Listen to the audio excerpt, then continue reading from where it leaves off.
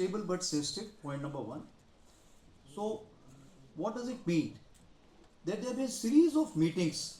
Firstly, among the ministers, even the Prime Minister has met the Chinese head. Similarly, the meetings have taken place at the level of the Corps Commander. As you are aware, the 22nd SHMCL took place on 21st October, which finished. Thereafter, 5th December, we had the WMCC. Then 18th December, we had the Special Representatives meeting. Now coming on to the Depsang and Demchok. As you are aware, April 20 onwards, that both sides had moved forward and stopped the other side from going to the traditional areas where they were carrying out the patrolling.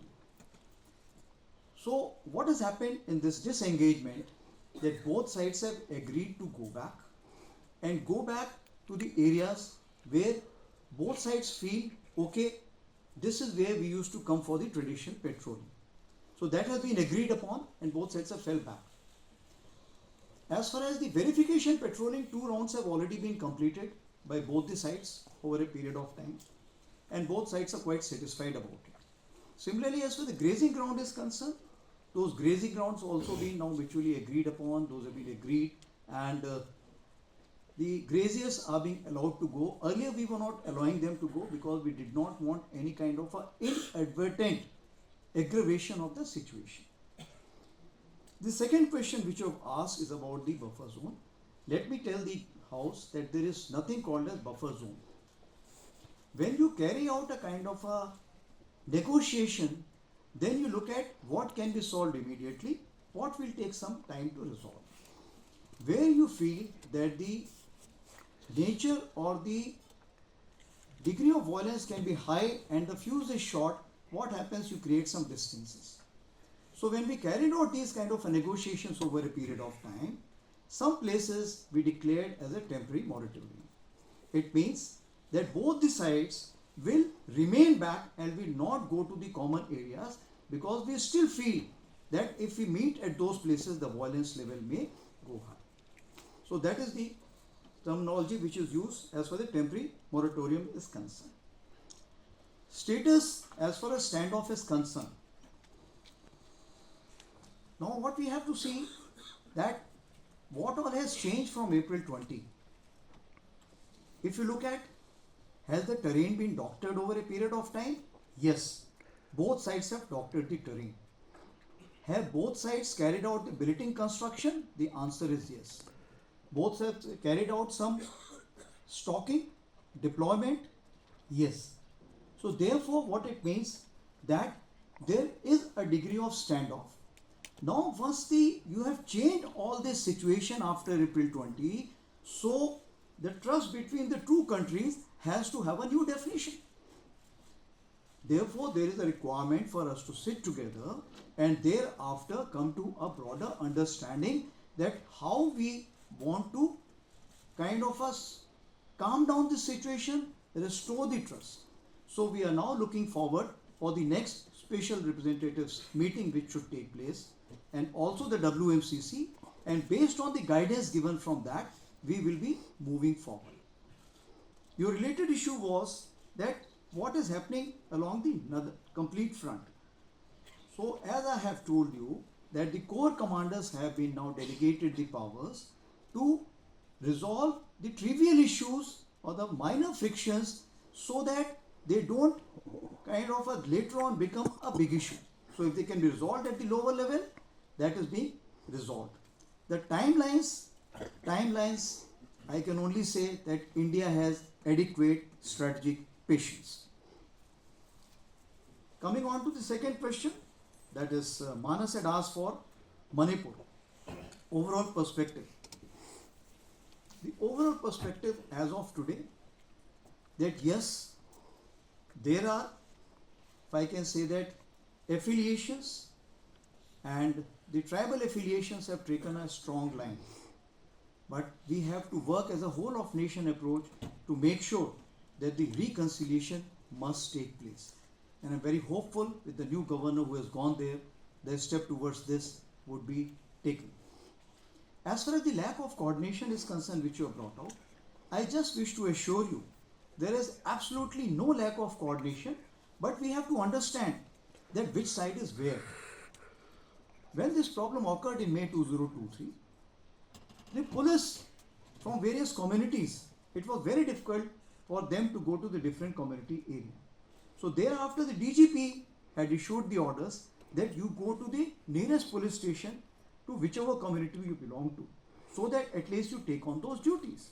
So once you take on those duties, you will find that Indian Army, Assam Rifles and the other CAPFs, we have to coordinate with those people in whichever area they are. So it's not a lack of coordination. Rather, these three agencies are the only one which are able to provide the coordination as of today. As far as external dimensions are concerned, external dimensions cannot be ruled out. It's all over the media. So I'll just leave it at that. Now what happens as far as the Myanmar side is concerned? Since there is some activities taking place on the Myanmar side, and it is claimed that the rebel groups are fighting with the Myanmar army or the Tatmadaw. As a result, there is a migration which is taking place, or the influx of refugees which is taking place. Even there was a time when the soldiers from the other side had walked up this side. We have made sure that all those who are coming here should be treated as refugees, and due respect and consideration and harbour should be provided.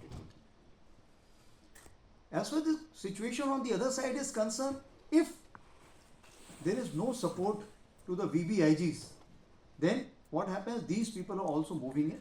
Therefore, some kind of a surrender is taking place, some kind of an induction is taking place where people are coming back and we are disarming them and allowing them to go, and thereafter police is looking after those people. As far as our connect with the Myanmar army is concerned, I just wish to assure you that the connect is complete and we are interacting with each other in due harmony and making sure that the exchange of information and support which is required in terms of intelligence is provided from both the sides. Coming on to the third question which has been given out is 2047 Viksit Bharat. So as you have seen that as far as we are concerned, we are looking at decade of transformation. And why I went about explaining it, because when you see the Viksit Bharat, or even if you look at year of reforms, you will find there is a major synergy towards that. Let me give you a few examples. When we talk about nation first foreign policy and national security, what it means, the defense diplomacy and the deterrence which is required for any nation to kind of guard its border and ward off the adversaries. I would like to just say, deterrence is costly, but war is costlier. As far as the global economic powerhouse, Indian Army's indigenous consumption as far as weapons, equipment and other things is concerned, we provide a stamp of approval. Once we provide this stamp of approval, the defense domestic industry thereafter gets a flip.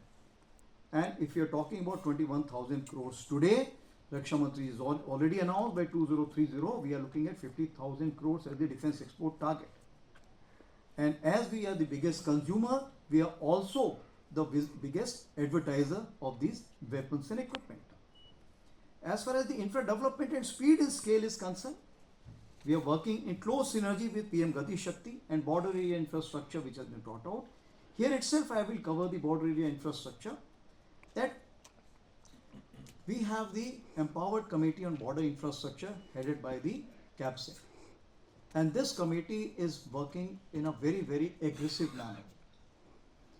Recently, for 22,000 crores, sanction was given for the northern borders infrastructure development, including few tunnels. Besides, when we had the GLOF for Sikkim, as you are aware, that Sikkim suffered that glaciated outburst, that is the time this committee met and immediately authorized the money to BRO and other agencies to make sure that the recovery becomes that much faster. So I wish to assure you that as far as the planning and sanctions are concerned, that is fastest. Coming on to the BRO is working hard, but now the time has come, the aspiration of the Indian Army is manifold, many times what BRO can provide. Therefore, we are reaching out to the other agencies, which are whether railways or national highway authorities, NBCC, and others, and we are trying to get them into the fray so that our infrastructure development along the northern borders should be 3 to 5 times of what we are able to do as of now.